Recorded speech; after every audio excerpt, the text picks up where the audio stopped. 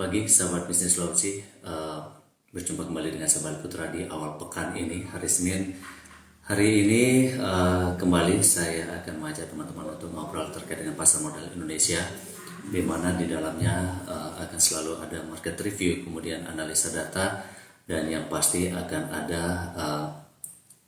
edukasi investasi dan juga rekomendasi saham. Nah, kali ini saya akan hadir dengan sahabat saya dari IDX Sulsel. Nanti akan ada Mas Irfan Ibrahim, kemudian dari Pintraco Sekuritas Makassar nanti akan ada Mas Kavi.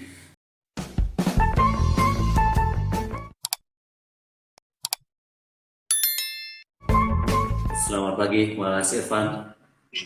Selamat pagi di Bali. Pagi beli. Langsung saja kita awali obrolan kita di market review ini, Mas Irfan. Seperti apa? Terima kasih Beli Bali, terima kasih Mas Kahri ya sudah mau join hari ini.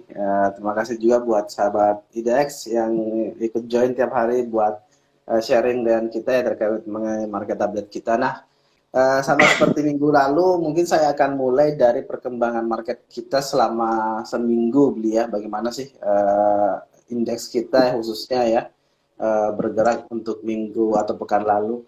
Nah, kalau kita lihat perkembangan pada pasar saham domestik untuk akhir pekan lalu, beliau menunjukkan IHSG ditutupnya menguat ya. Mungkin ini waktu yang cerah sebetulnya ya buat investor maupun trader untuk perdagangan minggu lalu, karena kita lihat IHSG-nya ditutup menguatnya lumayan signifikan di 1,25%. Ke posisi 6.815 dari penutupan pekan sebelumnya beliau di level 6.700. Jadi mostly untuk pergerakan indeks kita kemarin bergeraknya sudah menembus titik 6.800-nya. Enggak, nanti mungkin minggu ini akan seperti apa nanti kita diskusikan dengan Mas Kavi juga.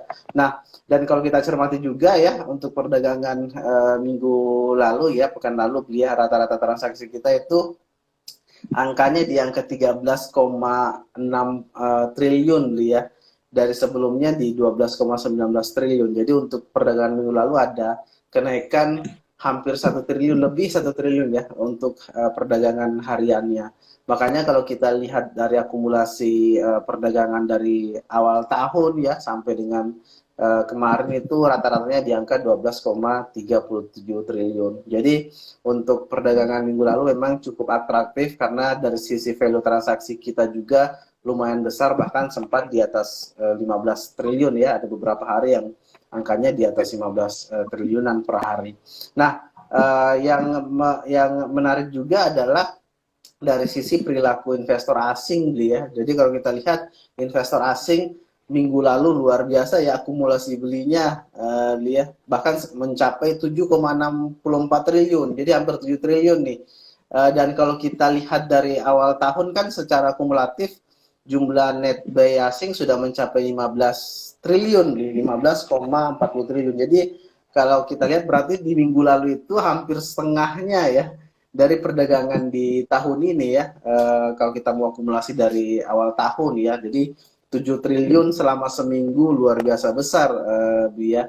Dan sektor-sektor yang menguat untuk minggu lalu yang paling signifikan sih ada sektor transportation yang logistik, peningkatannya luar biasa, naik sampai 7,02%. Terus ada basic materials juga yang naik 2,03%, dan terakhir ada sektor industrial yang naik 1,59% untuk perdagangan di pekan lalu. Nah, adapun sektor yang mengalami kontraksi atau pelemahan cukup dalam, saya lihat ada sektor kesehatan ya. Minggu lalu minus 4,01%, teknologi juga minus 1,15%. Yang perlu dicermati adalah sektor properti tidak melemah sebesar minggu sebelumnya ya, di minus 0,85%. Nah, itu mungkin untuk perdagangan minggu lalu. Kita mungkin akan melihat bagaimana sih perdagangan di hari Jumat kemarin ya. Nah, kalau kita cermati untuk indeks di hari Jumat ya, walaupun di minggu lalu kenaikannya di 1,25% secara mingguan ya selama sepekan, namun kalau kita lihat untuk perdagangan di hari Jumat kemarin Ini agak agak berbeda dengan Jumat sebelumnya ya, pekan sebelumnya di mana kalau di hari Jumat biasanya ada kenaikan. Nah, di Jumat kemarin itu indeks kita mengalami pelemahan dan ini mungkin secara teknikal mungkin ya, mungkin masih dianggap wajar karena indeks kita mulai ngegas dari awal minggu sebelumnya kenaikannya lumayan besar ya di awal-awal perdagangan di hari-hari perdagangan pertama ya. Makanya di hari Jumat kemarin ada pelemahan tipis sebetulnya minus 0,12%. Jadi indeks kita ditutup di 6.815 dengan value transaksi di 11,3 triliun. Adapun pergerakan indeks kita khusus di hari Jumat untuk IHSG sendiri sebetulnya kebanyakan bergeraknya di zona negatif ya. Bahkan titik tertingginya pun di 6.825 itu masih lebih rendah dengan penutupan perdagangan di hari Kamis sebelumnya ya, yang kita tahu di closingnya lumayan tinggi ya. Bahkan sempat menyentuh titik terendah di 6.700 nih, 6.773 ya, atau turun minus 0,73%. Namun setelah itu ya di sesi 2 berhasil mengalami rebound atau kenaikan dan berhasil ditutup di 6.800 ya. Itu untuk pergerakan indeks kita. Adapun saham-saham yang cukup mempengaruhi indeks kita untuk perdagangan kemarin yang membuat indeksnya negatif, ada beberapa saham misalnya ada MTEK ya, ada BBRI juga yang mengalami pelemahan. Kemarin turun minus 0,4%, MTEK turun minus 4,1%. Tapi kenapa pelemahannya cukup kecil? Karena kita tahu BBCA kemarin juga mengalami kenaikan 1% ya. Nah ini yang menyebabkan mungkin dari sisi indeks kita pelemahannya tidak cukup dalam. Kita tahu BBCA merupakan emiten dengan market cap terbesar sekarang ya di Bursa Efek Indonesia.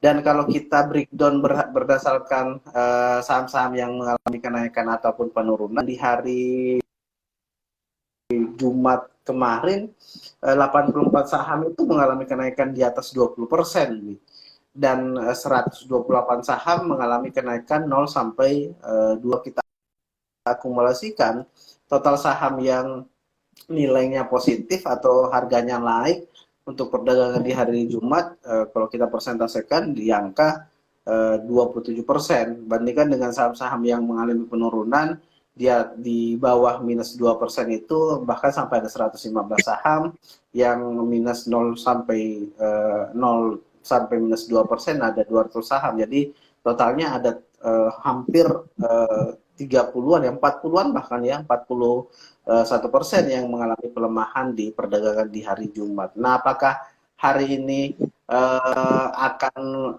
naik lagi ya indeksnya karena sempat turun cukup dalam, terus sempat rebound juga ditutup di area 6.800. Nanti kita lihat mungkin ya dari sisi teknikal mungkin akan dibahas sama Mas Kavi. Nah selanjutnya adalah dari perilaku investor asing. Saya tadi sampaikan bahwa untuk perdagangan minggu lalu kan investor asing akumulasi beli sampai 7 triliun lebih. Nah khusus di hari Jumat investor asing itu masih akumulasi beli net buy-nya sampai 963 miliar, jadi hampir 1 triliun untuk khusus di perdagangan di hari Jumat saja. Dan kalau kita perhatikan dari sisi sektoral juga, sektor-sektor yang mengalami pelemahan di hari Jumat itu murni adalah sektor-sektor yang cukup menguat dari awal perdagangan di hari Senin. Karena kalau saya lihat sektor finance salah satu yang mengalami pelemahan cukup tinggi di minus 3,20%. Kita tahu mungkin beberapa hari sebelumnya ya, hari perdagangan sebelumnya sektor finance ini ada kenaikan lumayan besar, baru ada kenaikan sahamnya BBRI juga. Minusnya sampai minus 3,20%. Yang agak mengejutkan adalah sektor kesehatan yang minusnya sampai 9% ya. Minus 0,64%, dan ada sektor basic materials yang minus 1,03%. Ini saham-saham sebetulnya kalau kita lihat sentimennya sektor kesehatan kan COVID-19 ya, dimana kita tahu COVID-19 sekarang ya lumayan pesat kenaikannya ya untuk kasus terbaru. Nah yang sektor kesehatan ini masih mengalami pelemahan ya, minus 0,64%. Mungkin seperti itu beliau untuk update terkait market kita untuk minggu lalu. Nanti mungkin akan dibahas oleh Mas Kavi apakah hari ini bisa melanjutkan penguatannya ya untuk perdagangan di minggu ini, atau apakah akan sideways seperti mungkin seminggu sebelumnya. Lihat dari data yang disampaikan oleh Mas Irfan tadi, di mana akhir pekan kemarin indeks kita ini mengalami pelemahan di situ, Mas Kavi. Melemah sekitar 0,12%. Nah, sentimen apa saja yang dominan mempengaruhi itu? Oke, terima kasih sobat bisnis, sobat EDS, sama sobat pintas ya. Jadi memang kalau kita lihat pergerakan ISG-nya kita ya selama sepekan lalu ya, bahkan 2 pekan bahkan ya, itu kan kalau kita lihat secara teknikal, secara tren itu kan trennya positif ya, bahkan sudah 2 minggu yang lalu ya, semenjak bulan Februari ISG kita lumayan ngegas ya. Nah memang di hari Kamis kemarin, dan khususnya di hari Jumat pekan lalu ya, itu mengalami koreksi. Saya pikir itu wajar ya, karena kenapa? Kita tahu di hari Senin itu kenaikan ISG-nya kita luar biasa ya, kenaikannya sekitar 1%-an lebih kenaikan ISG-nya kita. Bahkan di hari Kamis kemarin itu sempat menyentuh level tertinggi ISG-nya kita, yaitu di level 6.874 ya. Untuk ISG kita sendiri ya, walaupun pada saat closing itu tidak mampu close di zona hijau gitu, walaupun dia close di zona merah di level 6.823. Nah itu menurut saya wajar ya, karena ada aksi take profit dari beberapa investor atau beberapa trader lah ya. Karena kita tahu bahkan dimulai dari hari Senin itu kenaikannya luar biasa. Beberapa saham kita tahu, saya yakin teman-teman kalau beli dari mulai hari Jumat pekan lalu atau dari hari Senin, kalau pilih saham-saham blue chip itu lumayan semua untuk kenaikannya, karena rata-rata saham-saham yang masuk dalam kategori blue chip atau Mega 45 itu kenaikannya luar biasa gitu ya. Jadi wajar untuk di hari Jumat dan Kamis itu mengalami pelemahan gitu ya. Dan mungkin salah satu faktornya juga ya, kita tahu update terbaru data COVID-19 kita itu terus mengalami kenaikan ya. Itu juga salah satu sentimen masih sentimen negatif lah untuk pergerakan ISG-nya kita beli, seperti itu. Untuk hari ini nih, Mas Kavi, apakah ada kemungkinan rebound atau akan melanjutkan pelemahan ini? Kalau misalnya kita lihat dari beberapa sentimen yang mungkin Mas Kavi bisa jelaskan di situ. Oke, kalau kita lihat perdagangan hari ini ya, atau perdagangan untuk sepekan nanti ya, untuk pekan ini kalau kita lihat beberapa sentimen yang ada ya, kalau kita lihat untuk sentimen dari global ya, beberapa indeks Wall Street itu kembali melemah ya di perdagangan Jumat kemarin, yaitu salah satu yang menyebabkan pelemahan tersebut ya, kita tahu adanya tensi ya, peningkatan tensi geopolitik antara Rusia dan Ukraina.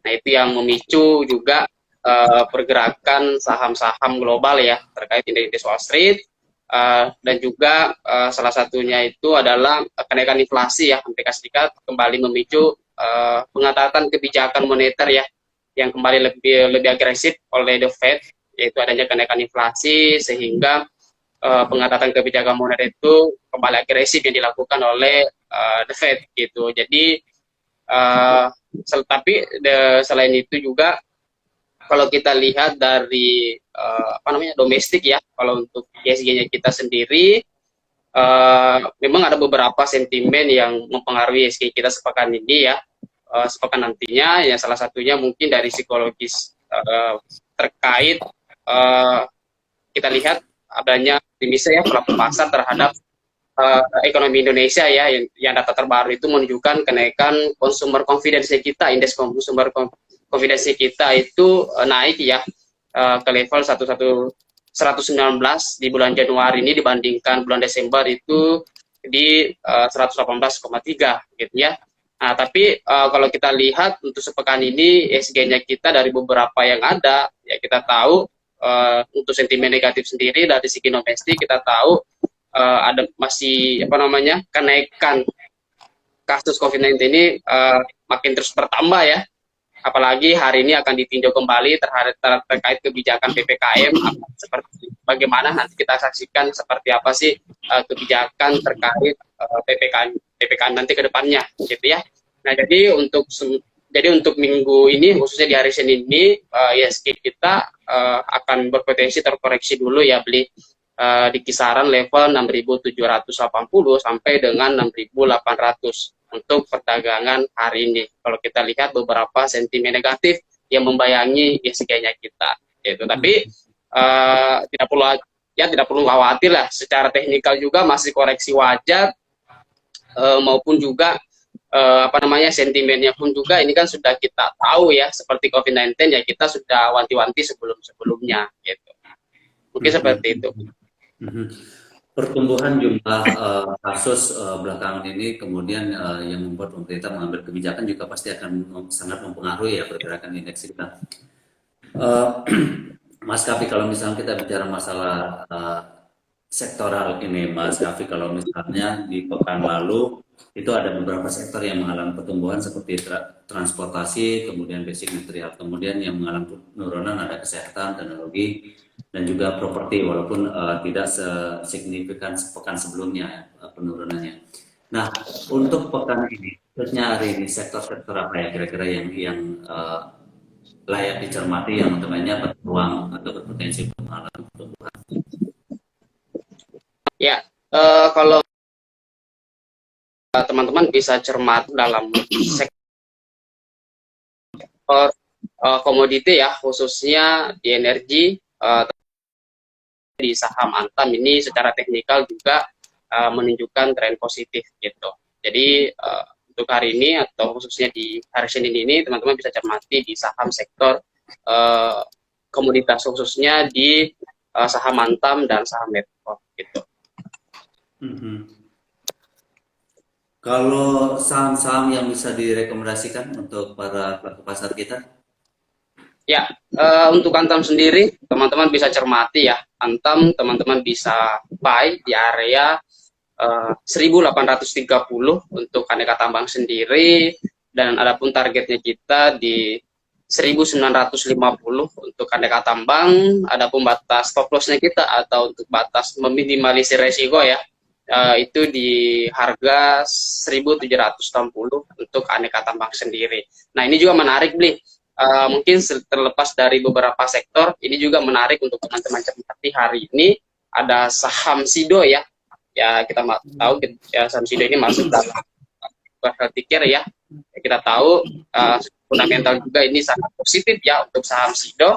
Secara teknikal juga oke. Mungkin teman-teman bisa cermati untuk hari ini saham Sido bisa beli atau entry buy di harga 940 untuk saham kita di harga 985 untuk saham Sido, dan batas cut loss-nya kita atau stop loss-nya kita ya di harga 915 D. Jadi ada dua saham ya yang hari ini teman-teman bisa cermati untuk hari ini atau hari ini atau di pekan ini, ada saham Antam dan saham Sido. Mas Irfan tadi memang sih Mas Irfan selalu menyebutkan bahwa kalaupun ada rekomendasi yang disampaikan oleh pihak sekuritas, tentunya pelaku pasar kita baik analisa sendiri ya, baik secara fundamental, teknikal, kemudian secara psikologis dari pelaku pasar itu sendiri. Nah, kaitan dengan itu nih, Mas Irfan, apa yang bisa disampaikan untuk hari ini? Oke, mungkin kalau tadi sempat disinggung oleh Beli Bali terkait dengan psikologi masing-masing investor maupun trader ya. Jadi bahkan ada yang berpendapat bahwa faktor psikologi ini ya merupakan hal yang cukup berpengaruh dari keputusan seseorang untuk membeli atau menjual sahamnya, ya. Bahkan antara tapi penting buat diketahui bahwa supaya dari sisi psikologi kita di investor kita terjaga adalah membuat planningnya di awal. Jadi ada acuannya buat teman-teman investor maupun teman-teman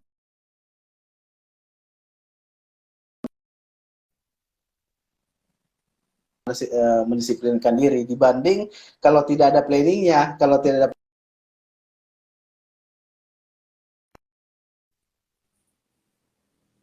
keputusan jual ataupun keputusan beli seorang investor.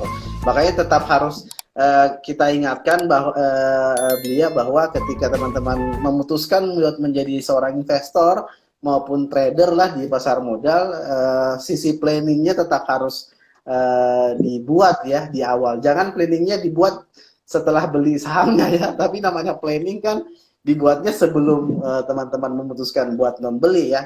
Salah satu tujuannya tadi bukan hanya mencari mana saham yang potensinya bagus, mana yang ada kemungkinan memberikan keuntungan, tapi juga menjaga psikologi masing-masing orang. Kita sudah punya view lah ke depannya bahwa ini kalau harganya segini apa yang harus saya lakukan, harganya turun apa yang harus saya lakukan. Itulah yang tercantum dalam planning masing-masing orang. Jadi kalau tidak ada planningnya juga, ditakutkan sisi psikologinya yang lebih banyak bermain ya. Bayangkan kalau saya nggak punya rencana, ketika harga sahamnya tiba-tiba turun, bingung mau ngapain dan panik jualan. Ketika jual, makanya banyak orang bilang tuh kok kalau saya beli saham terus langsung turun ya. Ketika saya sudah jual, harga sahamnya naik. Nah itu karena nggak ada planning di awal mereka tetapkan apa yang mereka lakukan ketika harganya turun berapa persen ya, naik berapa persen. Jadi itu pentingnya membuat planning buat investor ya, maupun trader, apalagi yang masih pemula beli. Bahkan mungkin yang sudah profesional beli ya, mereka punya planningnya bahkan lebih canggih lah, lebih detail ya. Makanya yang pemula juga harusnya lebih harus punya planning juga ya untuk investasi mereka ataupun buat rencana trading mereka. Mungkin seperti itu beli. Oke, memang dalam berinvestasi itu perlu hati-hatian juga ya, termasuk di pasar modal Indonesia. Nah, apalagi sekarang banyak sekali investasi-investasi bodong yang sebenarnya merugikan masyarakat, termasuk yang ramai belakangan ini ada, kalau boleh disebutkan ada binomo di situ ya. Nah, untuk mengingatkan masyarakat kita nih, Mas Irfan, karena bagaimanapun apa sering ada kejadian banyak juga masyarakat kita yang agak mudah ketipu terkait dengan investasi-investasi yang dengan tawaran yang sangat menguntungkan di situ. Yeah. Nah, apa yang bisa disampaikan untuk minimal untuk pendengar kita ini atau penonton kita nih, Mas? Ujung-ujungnya sebetulnya adalah masalah mindset setiap orang dia, karena banyak orang menganggap ketika mereka berinvestasi di produk manapun dianggapnya bisa cepat kaya gitu ya, atau bisa cepat untung, padahal kan tidak seperti itu. Tidak ada hal yang instan ya, bahkan dari investasi nggak ada yang instan langsung kaya raya ya. Ketika membeli saham kan kita membeli bisnis, yang namanya bisnis kan butuh proses ya, butuh fundamental yang bagus, butuh kinerja yang bagus. Tidak ujung-ujung saya beli saham hari ini tiba-tiba naik sampai berapa ratus persen ya, itu mungkin yang perlu investasi bukan alatnya ya, bukan toolsnya ya. Kalau mau cepet kaya, saya nggak tahu gimana caranya cepet kaya dia, karena bisnis juga kan butuh proses juga. Jadi intinya di situ sih. Jangan percaya kalau ada ya orang menawarkan kalau mau investasi pasti cepat untung, nggak ada resikonya, karena semuanya pasti ada resikonya. Dan kesalahan kita adalah kita sudah mengalami ini berulang kali sebetulnya ya. Investasi bodong itu kan yang berubah cuma namanya ya. Dari sisi prosesnya sama saja sebetulnya yang berulang. Cuma karena itu ya, karena ketika lihat di media sosial ini janjinya adalah untung berapa persen ya, bahkan tiap hari berapa ratus persen tiap hari, cepet kaya cepet untung ya, yang masuk ke mindset kita seperti itu ya, ikut-ikut lagi, padahal kan polanya sama-sama saja, nama produknya yang berbeda. Jadi ujung-ujungnya sebetulnya kalau mau terhindar dari investasi-investasi bodong, mindset memang harus diperbaiki, bahwa yang namanya invest butuh proses, yang namanya investasi pasti ada resikonya ya, nggak ada investasi yang nggak ada resikonya. Yang bisa di-manage adalah dari sisi resiko, yang bisa dipilih adalah mana produk yang resikonya lebih kecil dibandingkan produk investasi yang lain, dan itu tergantung profil resiko masing-masing investor. Mungkin seperti itu, Bu. Dan investasi dan keuntungannya sangat cepat dengan apa ya. Secara logikanya kita memang kita sepertinya ingin mengatakan bahwa itu masuk akal gitu ya. Artinya kemungkinan kita untuk tergiur di situ itu akan sangat mudah gitu. Tapi harus kembali ke kita bahwa ini kalau misalnya seinstan ini kita harus berpikir lagi gitu, walaupun secara logikanya kita hampir hampir masuk itu Ya, apa yang disampaikan atau yang ditawarkan. Jadi memang tetap harus berhati-hati untuk bisa terhindar dari investasi-investasi yang justru akan merugikan kita semua. Karena kerugian seperti yang saya baca-baca kemarin itu ya, ada beberapa investasi yang mulai apa namanya disoroti itu karena banyak merugikan. Ada yang sampai 350 juta, ada yang 15 juta, ada yang ya, 35 juta. Dan itu jumlah uang yang tidak sedikit sebetulnya. Tapi ya. itulah masyarakat kita itu masih percaya untuk hal-hal seperti itu. Kalau Mas Kafi sendiri apa yang bisa disampaikan terkait dengan hal itu, Mas Kafi?